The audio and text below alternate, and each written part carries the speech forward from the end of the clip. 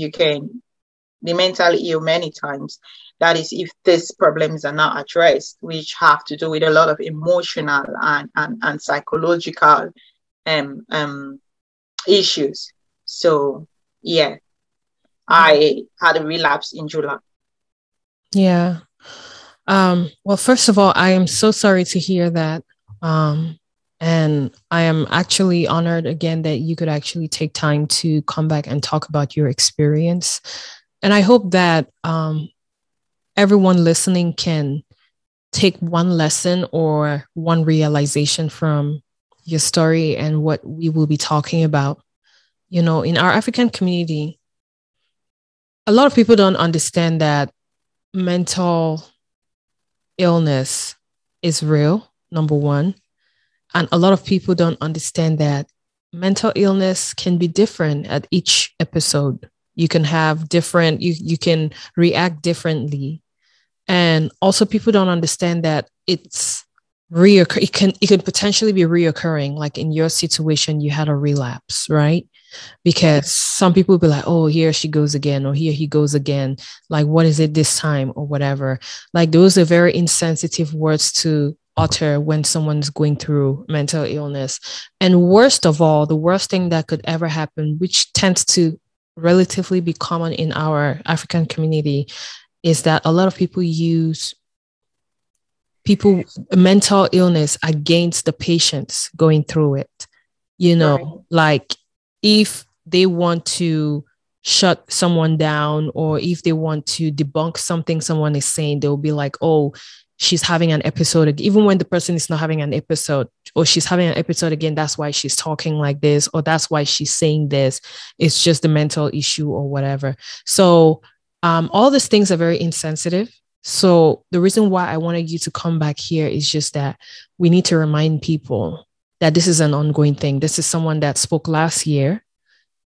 She was in remission and she relapsed, and she had already relapsed 3 times in prior years. So this is something that is an ongoing struggle. And this is just a call on all of us, especially us Africans, to be more sensitive to topics as such. Now, can you please tell us about your relapse experience in the last year since we spoke? Um, like I said, it has to do with emotional and psychological issues, which before coming on your show last year of May, which was Mental Health Month, I had been going through a lot of emotional issues. I know I talked a lot about my childhood experiences as one of the reasons, or as some of the reasons why I became mentally ill. And I didn't want to touch on this particular topic, which had to do with my marriage being the focal point Mm. of me becoming mentally ill. I might talk in details maybe on another episode of your show where I'll talk about marriage and divorce. Yeah. So I Yeah. had asked for a divorce from this toxic marriage that I was in. Mm-hmm. So it had a lot to play in the role of me becoming mentally ill. So I asked for a divorce. So I would say this time around, the main reason, the main cause of my mental illness had to do with me dealing with the divorce and everything that was surrounding my divorce that is still ongoing. So yeah, so I had to go back into hospital because of the emotional, and I didn't have support Mm-hmm. at the time, and I had to go into hospital again. Yeah. So I'm so sorry to hear that you were going through this the last time, and even now. I mean, divorce is such a long and difficult process, right? I mean, I've seen people go through really, really horrible divorces. So I know for sure that divorce is not never an easy thing, even for people who don't have any kind of mental illness. So that is definitely, I can see how that is definitely a triggering um, event that could trigger you to relapse, actually. So to give people some kind of understanding um, as to how such an event can trigger an episode. Um, like a psychosis episode, can you maybe in the, I like to say, I don't want to say in the safest way, but, or maybe, yeah, in the safest way, for lack of a better word, you know, can you try to explain the series of events that pushed you to that point, if you know what I mean? And you don't Yeah. have to be too explicit, you know, just go as much as you can go without causing any damage. Yeah. So, like I said, before I came on that episode, I had asked for a divorce from my marriage of about 12 years. And my ex-partner and I were still living under the same roof. Mm-hmm. So just being under the same roof with someone that someone where the relationship is not working is already a triggering point, because Yeah. you two are, there's that tension. Yeah. So that tension builds up, and you don't even have someone to talk about this to. Mm. So you are dealing with this emotional pain all by yourself, because, like I said, no one had a clue. I think this is the first time people officially hear me say this. Mm. Only very, very, very close people to me knew that this is what was happening to me. And I don't think I was having enough support that I should have had, or the people that were around me offered this support, but still Mm. not in the best way possible. And I had to deal with things like I said, just being in the same space with my ex was enough trigger, Mm-hmm. to be honest. Yeah. So, and then I felt like I was too stressed, because psychosis comes from a lot of stress. Depression comes from a lot of stress. Yeah. I felt it in my body when I was becoming mentally ill. Like I said to my psychiatrist the last time, that I was afraid to go back into hospital because of the experience that I had in hospital prior to the last two times that I have been in hospital. I don't think I like the hospital setting, the experiences that I had in the hospital. I didn't like it. So Mm-hmm. I was afraid to reach out. Whereas now, I know better that when I start feeling too stressed, I can easily reach out to my mental health team to say, this is what I'm going through, this is what I'm going through. And because I didn't reach out on time, I had to go back into hospital because Mm. it was too late. I became psychotic again, and then I was back in hospital. Right. So, most of the times, right, we tend to focus on the patient, right, which rightfully so, that is going through that relapse or that event, you know.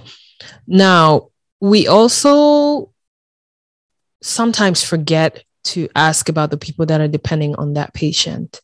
And in this case, it's your children. I believe I actually even forgot to ask about them the last time.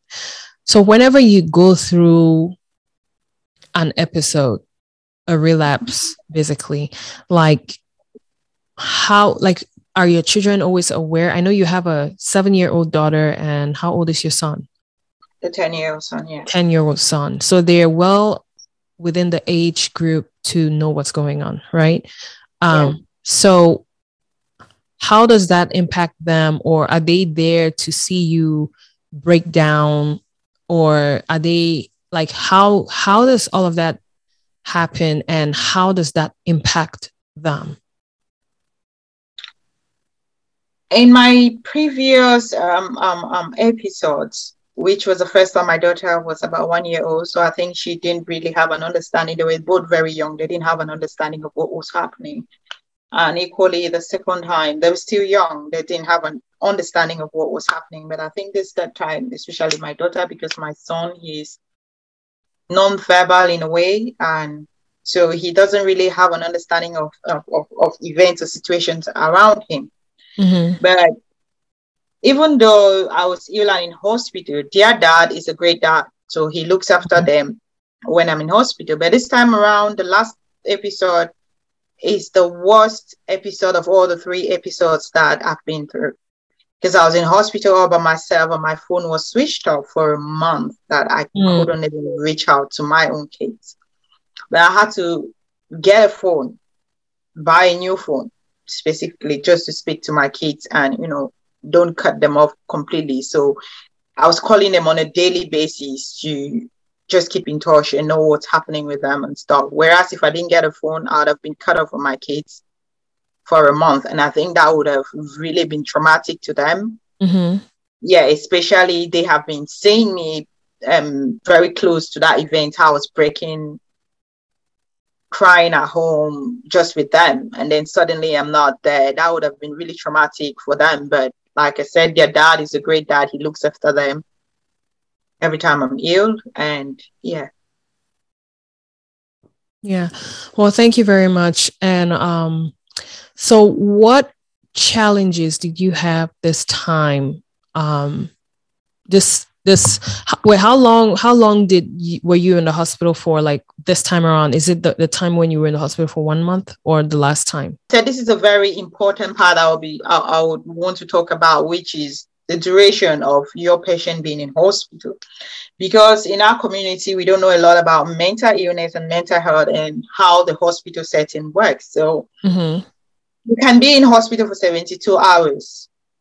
If there's someone who understands that it could be because of a lot of stress, that's why you're in hospital and you feel better. And if your family is there, they can take you out 72 hours or 14 days. Yeah. Or you can be in hospital for 28 days, which is the duration I was in hospital because no one was there to help me get out earlier. And because I stayed longer in hospital, I became more frustrated and I'll be tranquilized, given these medications, and it keeps me in there longer and makes me even ill, like more ill.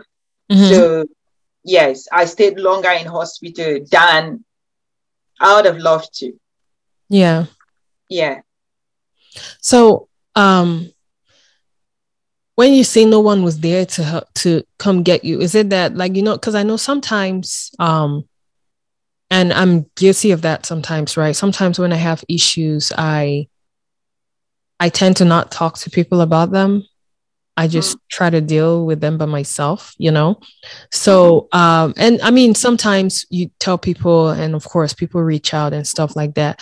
So when you have this episode, sometimes, is it something that you don't really feel comfortable talking to some people about it? Or maybe people were just not aware that you were going through that, in order for them to come and at least make sure that they can take you out of the hospital? Definitely not everyone can come into hospitals to just say we want to take her out. Of course, not everybody. Especially when you're not like mentally alert, like, and when it has to, psychosis has to do with you not having touch with reality. Yeah, that's true. So when I'm ill, I don't have touch with reality. I say things that are not real.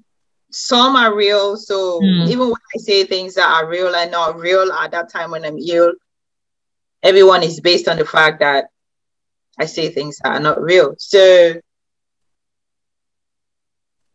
the person who can take me out of hospital at that time had to be my ex, going through a divorce. And so I was in hospital for a month by myself. So the hospital had to keep me in for the duration of time that the patient is meant to be there, which is 28 days. If there's no one to help you go out of hospital or take you out of hospital, if that makes sense. Yeah. Yeah. So I was in there for a month.